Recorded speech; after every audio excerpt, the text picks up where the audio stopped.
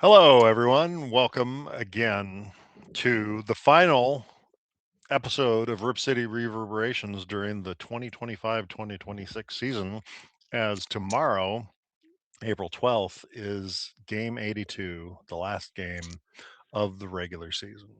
I'm Michael, I am John. and thank you for watching. And Welcome to the show. yeah, we're going to start with going over what we thought this team would be before the season started.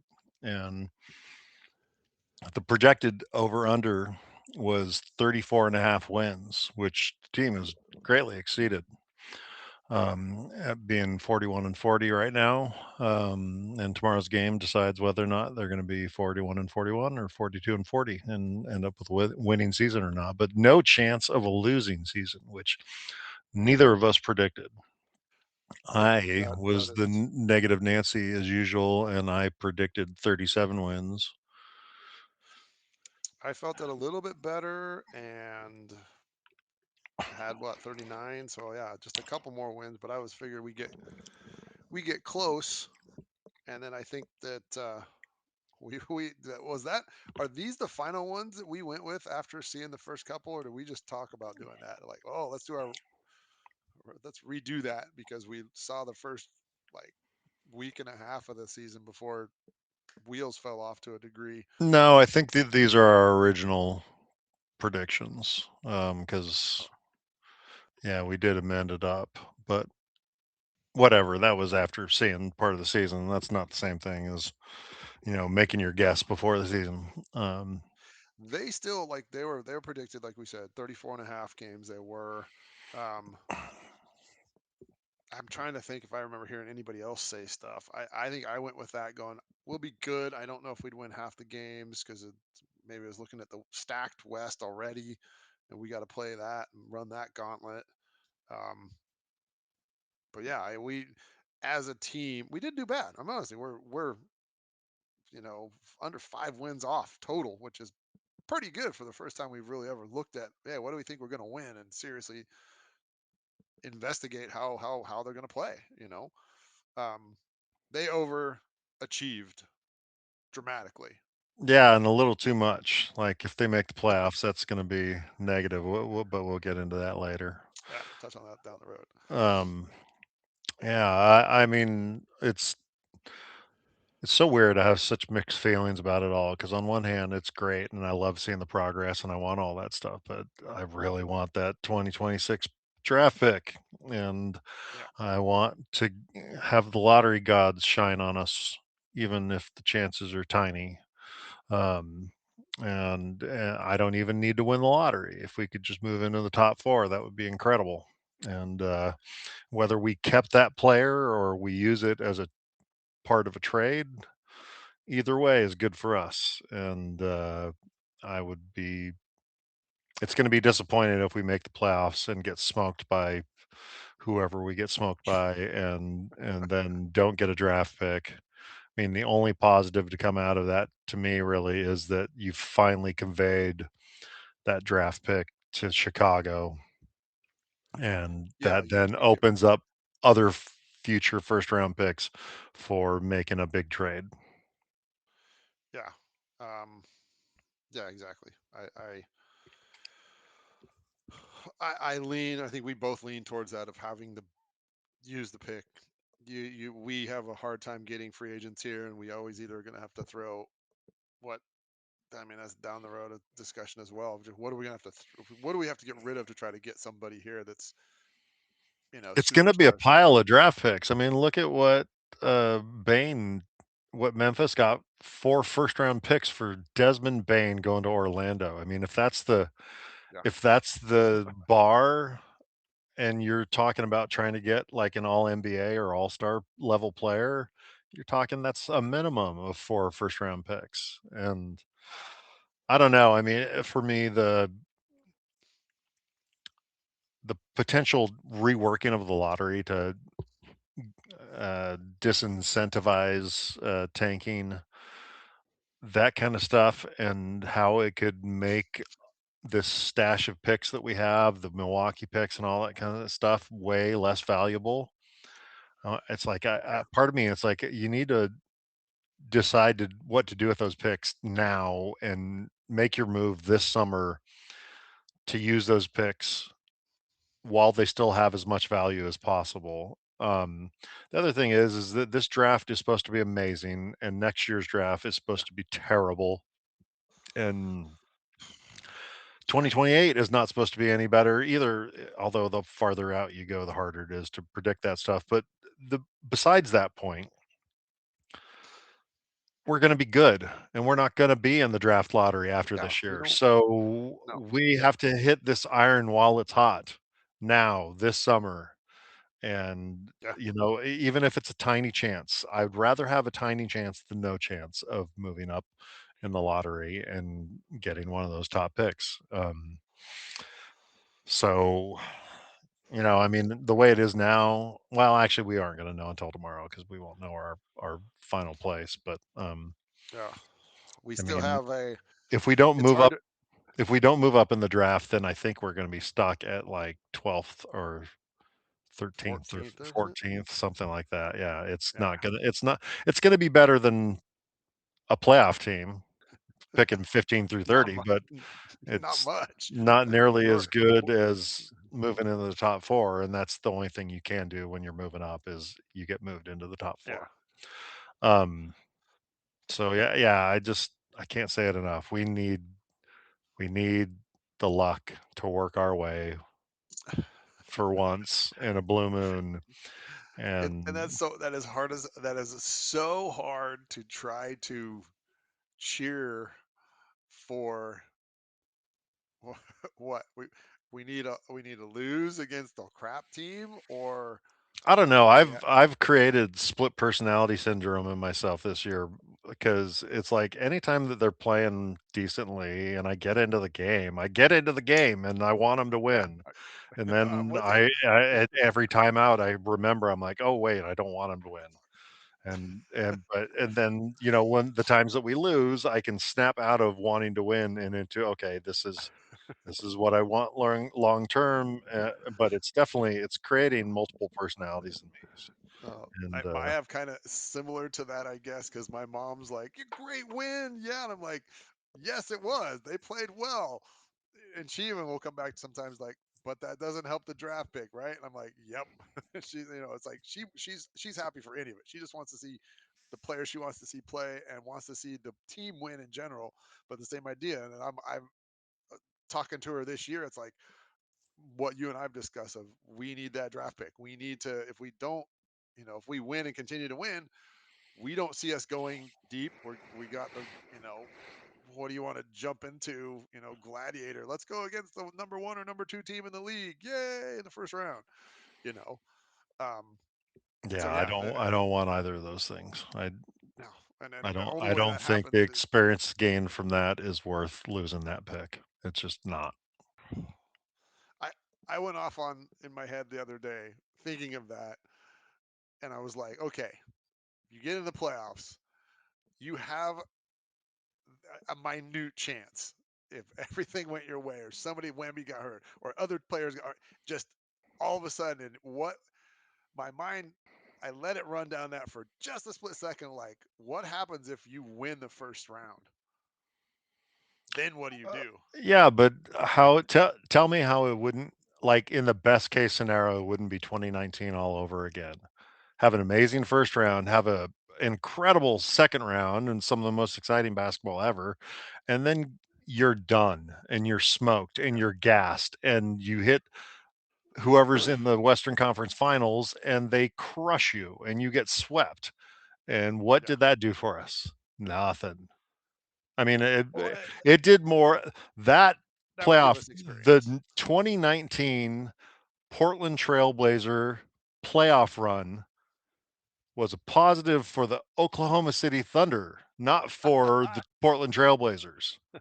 Because that's where they're look what they did from it. They They blew up that come, team. They traded Paul George and got Shea bye Gilgeous bye. Alexander and a pile of draft picks that they are still redeeming. they still have like 2 or 3 more picks from that trade that have not conveyed. So, I Gosh, mean, I just you're welcome to OKC. thank you for the championship. Yeah, we Yeah. get a little. We don't I even get a mean, ring out of that. We should I get like a little mini seriously ring. think that the owners or the coach or somebody on OKC should have acknowledged Damian Lillard's Damn, bad shot and thanked him for the bad started it. shot to start what Yeah, they have now. yeah. But I get that. My mind ran, and it didn't run very long, but it just I didn't even get to the second round. I didn't even think of that. Just get past the first round. I was like, oh, what happens? It's like then you get experience. If you got to the second round and you beat one of those two teams in some manner, I don't know how it's possible. Only thing I see a chance at would probably be San Antonio, and that's if something happened to them that wheels completely fall off. Um, yeah, or we get smoking hot again like we did against freaking what Clippers 2 games ago, right? Or I the know, first time we but played them last how year. many times this season has there been a streak of games with that kind of Yeah, hotness? no, There hasn't been. no, no. It's Yeah, that's lucky what I'm if saying. we make a whole game with being that True. hot. Well, you said like So watching the game last night. how are you gonna win a series? No, yeah, it was a flittering thought that passed through my head, but like, God, that'd be really something different. Then we'd have experience. At that point, it would be great. Um, You're right. Even like last night, you brought it up before. It was the question of like, okay, where do you think the wheels are going to fall off in this game at the point?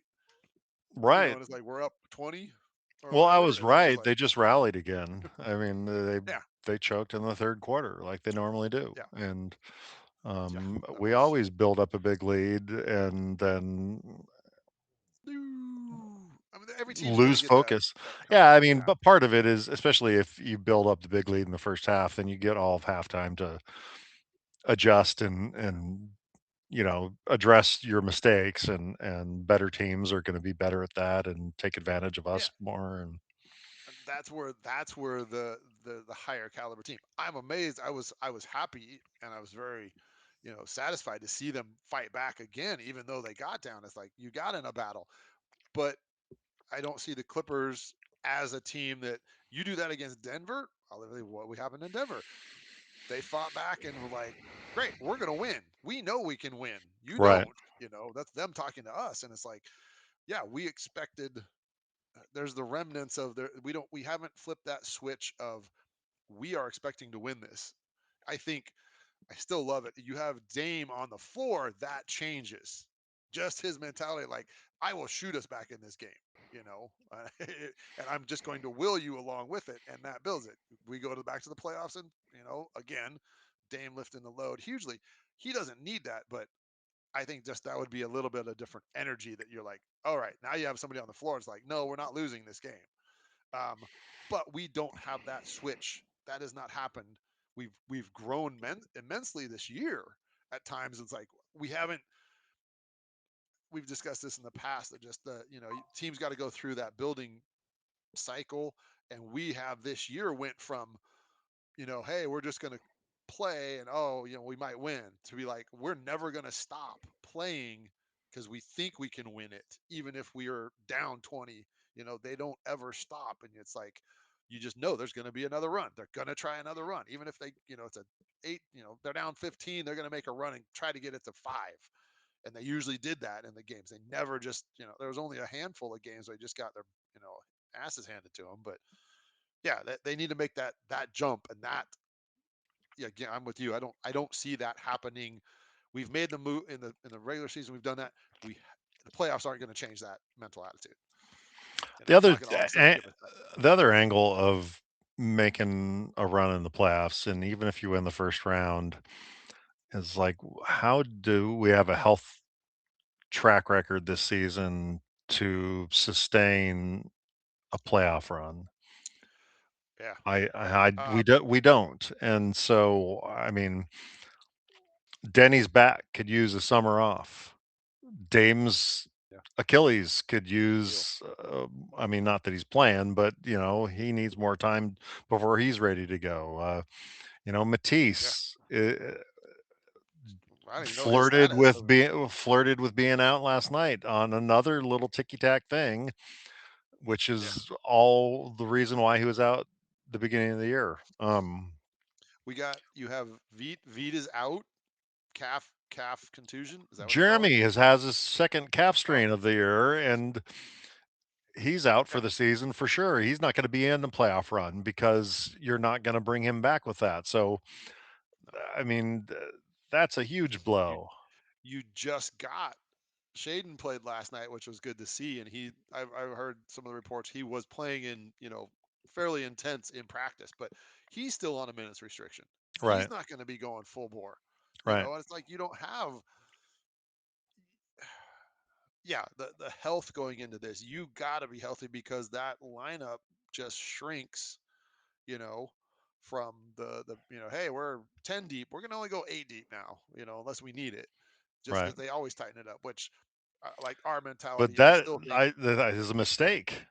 yeah, I I agree. mean, Yeah, ideally, you are using the depth that you have, which is questionable at this point, to wear another team down. But if you shorten your rotation, you're not doing that. You're wearing yourself down, and then yeah. that's just grinding you more.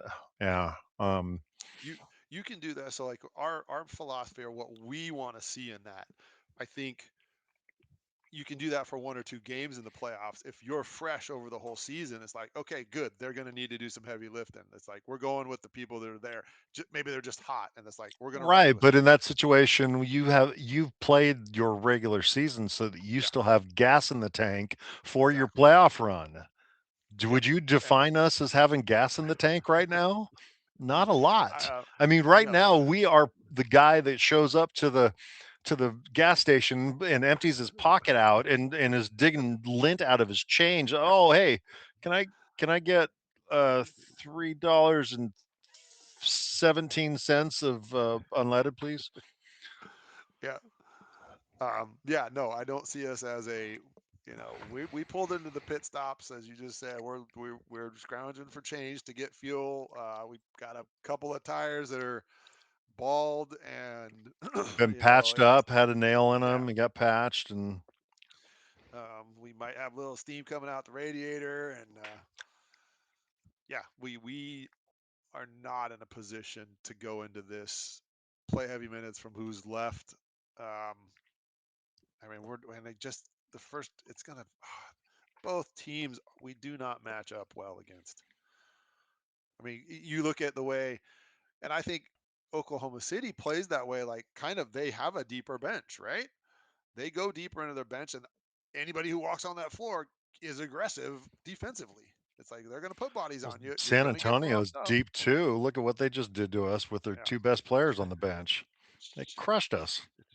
yeah, I don't know. I yeah. mean, I think we're getting a little ahead of ourselves in talking about the first round. We really need to focus on It's true. Phoenix, the Clippers, and the Warriors. We are going to play one or two of them, depending on how things shake out. And How do we Phoenix, play Phoenix? um, we've had I don't How does that? remember what our record was, but we had trouble with Phoenix there, but they're also much better than anyone expected. How do we? No, how do we end up playing them this S- season? How? Seven I eight. didn't. I guess I'm not. Oh, okay, okay, okay. I didn't So think that. seven I'm eight, thinking. 9-10. The Yeah, loser of 7-8 plays the winner of 9-10. The yeah, okay, winner of 7-8 is 7. The winner of the second game is 8, and the other two yeah. don't make the playoffs. Don't make it. Yeah, So, I do you want to see Steph Curry in one game to keep your season going? Do you want to see Devin Booker and better ranked team. I'm totally spacing. Who's the dude from Houston? The young guy, uh, malcontent. Um, Brooks. no, not No. Dylan Brooks. The offensive player, the young draft pick, Jalen Green. Oh yeah, yeah, Um, I mean, that's a lot yeah. of offensive. uh, firepower I versus. yeah, that I got to step out of the wait. What's the easier path to win? And that's not what we want. So if we win tomorrow, well, I guess we don't need to. Are we going down that path to discuss it? I mean, that's just if we win tomorrow, where there's so Well, many. I mean, yeah, there's so many variables in this. If we win tomorrow, then I think that we've pretty much locked up the eighth seed, but it depends on whether or not the Clippers win or lose. And I Well, don't if we remember. win, I think we're in no matter what because No, I they think that can't they're. beat us with a tiebreaker. The Yeah, tiebreaker, we have a better tiebreaker and we're ahead of them via that right now, and we're tied. I yeah, think if we win, then we have the seventh. No, yeah. eighth. We lock up eighth. If we lose and and Clippers win, we're eighth, ninth. We're ninth, and we have that way because we can't go 10th. And if we lose and they lose, I think we are still eighth because we have the tiebreaker still. Looking at the season series, we won one game against Phoenix out of three. How bad we get smoked? The first game we lost by Yeah. 17. Second game we lost by 5, and then we beat them by 15. Oh, that's yeah. I'd have to look and see who do we have, who was available. I mean, We it's had going to be it'd be a game in Phoenix. ugh, Um, the one that we won was in Phoenix. We lost really both home sucks. home games against them. And all time we are 115 and 136 versus the Suns. Yeah, that makes me think back. We don't have the. I mean, we probably have a better record than I think, but I didn't ever like going to Phoenix or into Utah Yeah, those times, or I even mean, Denver. Utah has the like half the altitude problem that Denver does, and Yeah. um, Phoenix isn't that high, but uh, and I mean, the heat doesn't really get to you because you're always in an air conditioning. But I don't know. Yeah. Whatever we're doing to rationalize this, I just want them to lose. That's like Solve it. That's it. I don't want. I mean, the ideal perfect world way this goes is that we win the first. No, we lose the first game. Win. No. There's no way. Okay, so if we end up eighth, there's no way that we can win and lose a game. Because if we win the We first only end up game, then we're we're seventh eighth. and we're in.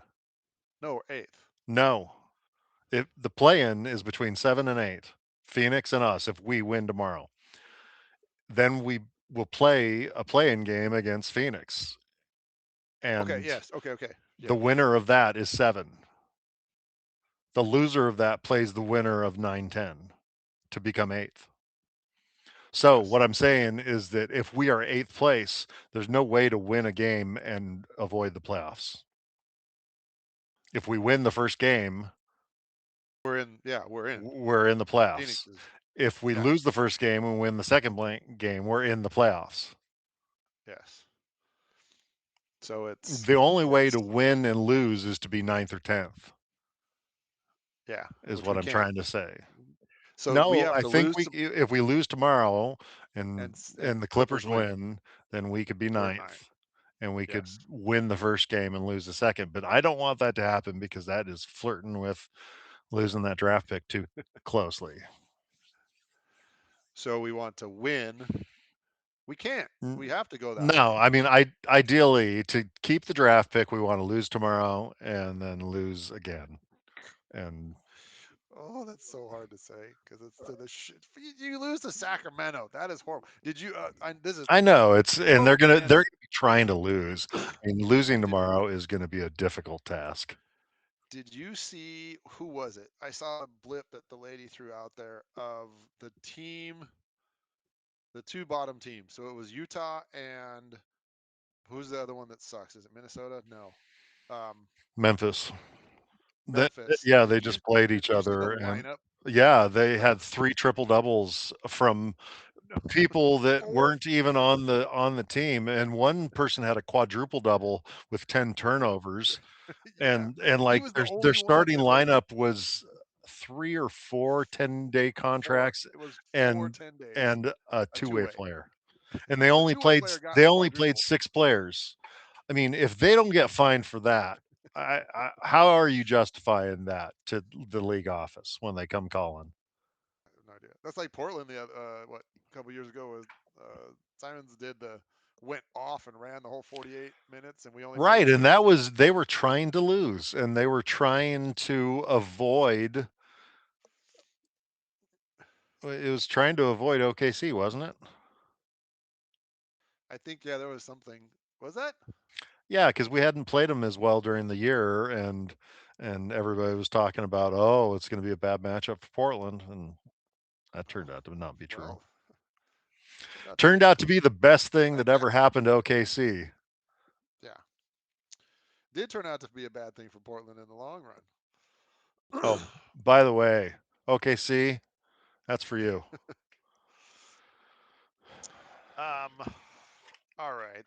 Well, All right, we yeah, go we on to our I think we're at that time. So we haven't done this in a bit, but we're bringing it yes. back, and we're going to make it a more regular thing. This is our To go with recurring. your insignia or your brief flash of it right there. This will go with it.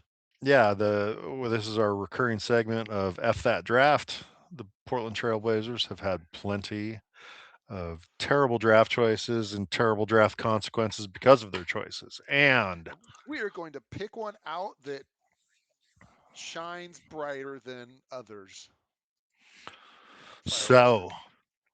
in 2005, in the heart, the the absolute center point of the JailBlazers era, which there's going to be a Yeah. Netflix documentary here uh, pretty soon. So make sure you check that out. Okay. Um, but in the heart of the JailBlazers era, in 2005, because in 2004 we picked Sebastian Telfair, the point guard of the future, and the person that was going to lead our franchise to the promised land. The wise people in the front office decide that, That was our you know owner. what, That was our owner. we don't need the number 3 pick in the draft. We can trade down to number 6 to get this guy that we want out of Seattle named Martell Webster because he can shoot so well. And we're going to skip perennial all-star and all NBA player Darren Williams and perennial all-star and all NBA player Chris Paul. We did, And however, thankfully skip the one that was picked after that, which Portland did end up getting him eventually. But sorry, continue with your point. That was a Raymond Felton joke there. He was uh, picked right after that. Raymond felt I still can't believe how much hate that guy got every time that like don't show up after a lockout out of shape and overweight. The Portland fans will never forgive you for it. Just future tip if there's ever another lockout. Yeah. Although I there aren't really chubby players in the league anymore. No, No. no. I don't think. I think they know they can't. Everybody's the chunkiest guy in the league is probably the best guy in the league playing in Denver that looks And he's not not like an even as NBA chunky player. as he used to be. I mean, he's pretty slim down. No, He just has a that he's just Eastern slim for European body type, and big he's got doughy to think white dude. you got to think of it this way. Isn't he the smallest of his brothers? I think so. Yeah, it's like, dude, the dude's huge, and he's got big brothers. But back to your point. Sorry to jump in there, and I had to throw the. I didn't realize that Raymond Felton went before our pick. At least we Yeah. didn't choose him. You Um, know, that would have been a world of difference for Raymond Felton if he would have gotten picked by us because he would have been on the team before the lockout and we would have had the fan base that would have learned to like him before there was ever a lockout, and that wouldn't have ever happened. So that would have been better for him and probably better for Yeah. us. I mean, he was a better player. Felton was a better player than Martell Webster. Yeah. I mean, yeah. I Yeah. mean, Just look at before the we numbers. acquired him, he played pretty decently, and there was a reason why we acquired him. If you looking at the stats, geez, man, he did way better. I mean, they play different positions, but yeah, they only played 4 years difference. Felton played almost 400 more games. He scored 15,000 more points. Didn't we Yeah, want? Oh no, excuse me. He scored 5,000 more points. Played 15,000 more minutes. He had good man. Well, yeah, he was a point guard, so he had 5,000, almost 5,100 assists. Martell had almost 600. Um, yeah, that was not the way to do that. yeah.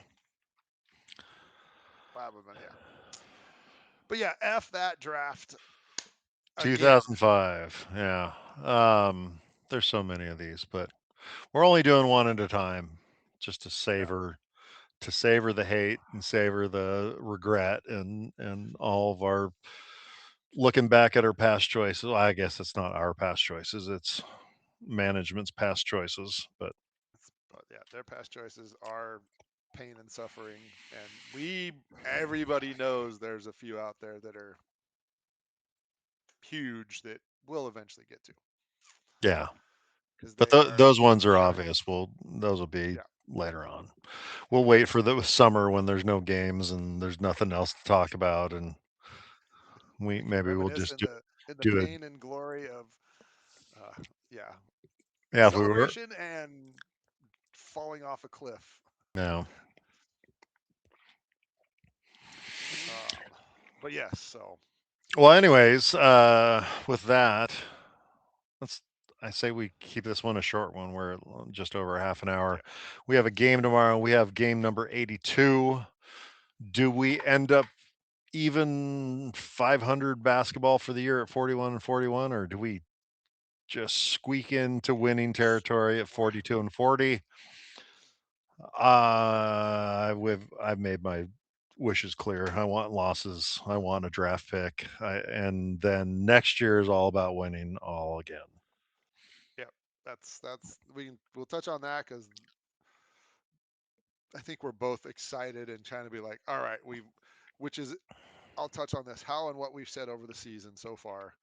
You and I have talked and how we see it. It's like you made the joke, kind of like we need to somehow get in touch with them because they're, it's like what we've talked about. They kind of started doing finally after all these years. Um, but yeah, we're excited because if maybe we're just projecting it out, going, this is what we want to see happening, and it's kind of happening. Here's what we see happen, or what we would like to see happen, and if that is the direction things go, we're gonna make some noise, I and live mean, a realistic like to go. put it to put it a different way, and I think we've already said this in previous podcasts, but we finally have the team that Dame wanted from 2012 to 2021. He's not And stupid. I mean, we said that before. He came back because he saw what is here and is waiting for him. He's waiting a whole entire year to come and play with that.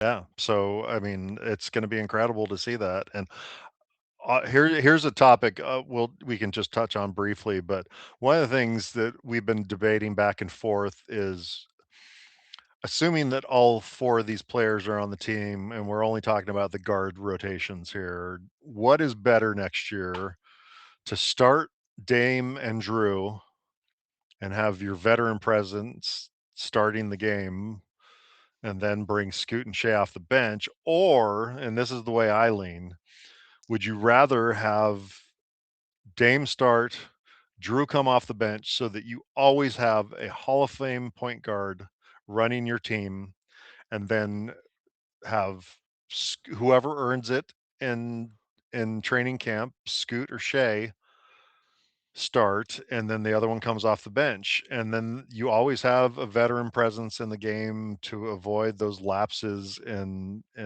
being intelligent. And I think that that is the way to go. It, and you since they're about the same age, Really close. try and split Dame and Drew's minutes evenly. But if either one of them gets hot, then you give them more minutes. But the idea is that you're lightening their load throughout the season so that when you get, it's what we just said earlier. It's like get to the postseason with as much gas in the tank and as much juice as you can possibly have. And I think it should be like what OKC was doing at the beginning of the year. Your goal should be, I only want to play three quarters. And then we have such a big Yeah. lead that players 11 through 15 or 10 through 15 are all, taking up all of the time. And that's ideal. And then you're getting, I Yep. mean, it, some of that is, I hope that Dame is not too obsessed with like showing his output, like getting back to his output from before. Yeah. And I think that if you have winning to substitute for that, that'll be a lot easier to swallow. I, I think if listen to what he says, I am agree with what you are. We've that's kind of what we if we could build a team and coach and be GM or really it's coaching it and putting them out there. You have depth, you have rested players come playoffs, you have depth that has been grown naturally with experience, which we got this year, not trying, but we got it. And then all the stuff that I've seen, I don't think Dame is wanting to play with this, and he knows he doesn't have to be the one that carries a load. He's Right. got people that can shoot. He's got people that can help defend. He can pick and choose and go, all right, dude, I'm launching. Great. We need this now. He can save that energy. And again, having the like you said, having a vet on the floor all the time, there's the calming presence where it doesn't matter. Drew can be out there, or it's a defensive matchup. Like last night, him against Kawhi was great, dude. You got he's 6'4" or whatever. Played a hell of a lot bigger, and Kawhi did not dominate like he usually does. They may hunt for Dame, but that might be a trade off when you got if you have four other guys and Dame's out there and go, all right, now we're going down to the offensive end. How are you going to stop me? Well, Um, hopefully, I mean, you'll never again have a playoff game where Dame scores 55 and nobody else scores more than, what was it, 15, or was it even lower it than was that, yeah, 10? anybody in the Yeah. fourth quarter. So, Anybody.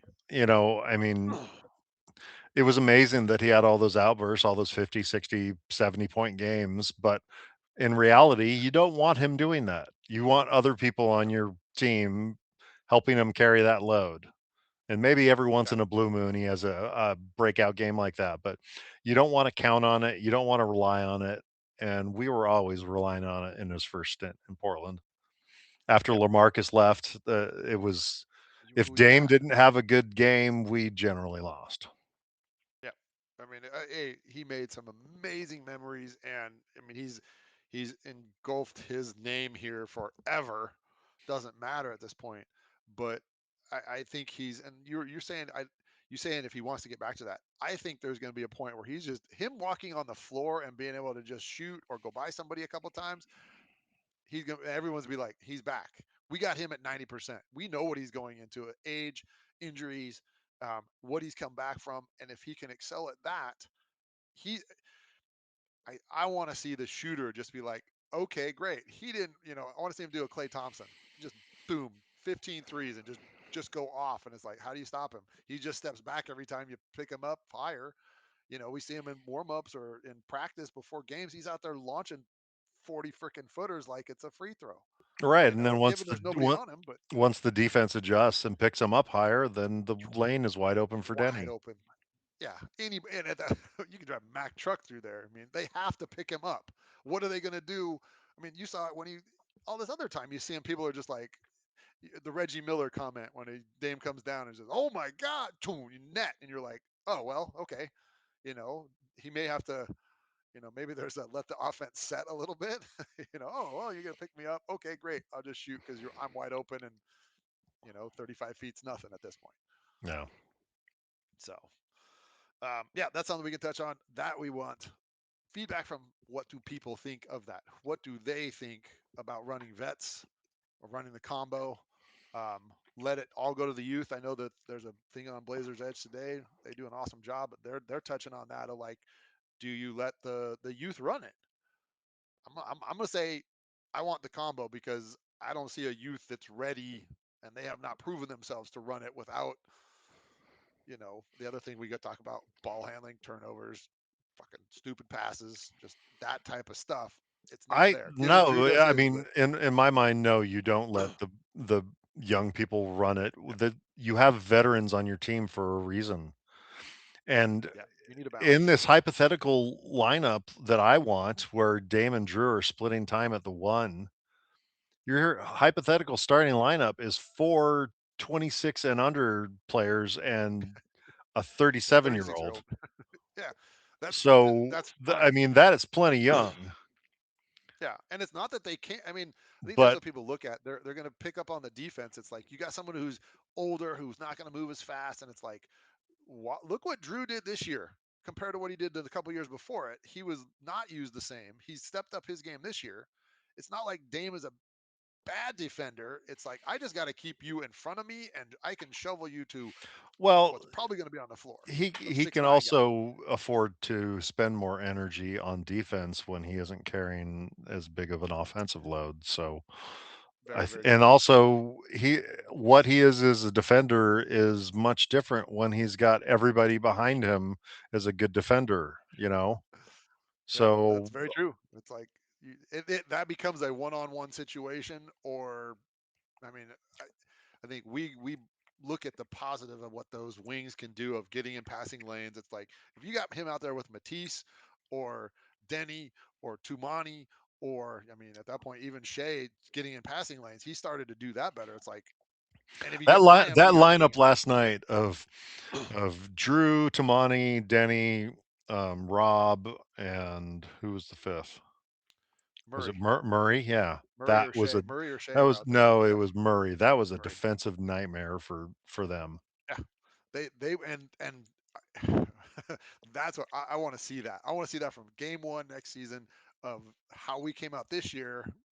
Just if you keep that, you got to establish that mentality is like you're going to play against a team that we are not going to let you make easy passes. We're going to get on you freaking full court if we have to, and just uh, our idea of the salvos and hey rotational time. Everyone's only going to play so many minutes. We got new people in that are fresh to go right at them again. You know, Well, you've got wrinkles off of that lineup I just named too, because what if you sub Klingon for Rob to get more size in the center? Or yeah. what if you take Murray out and have Rob and Klingon both in for your twin tower lineup? Yeah.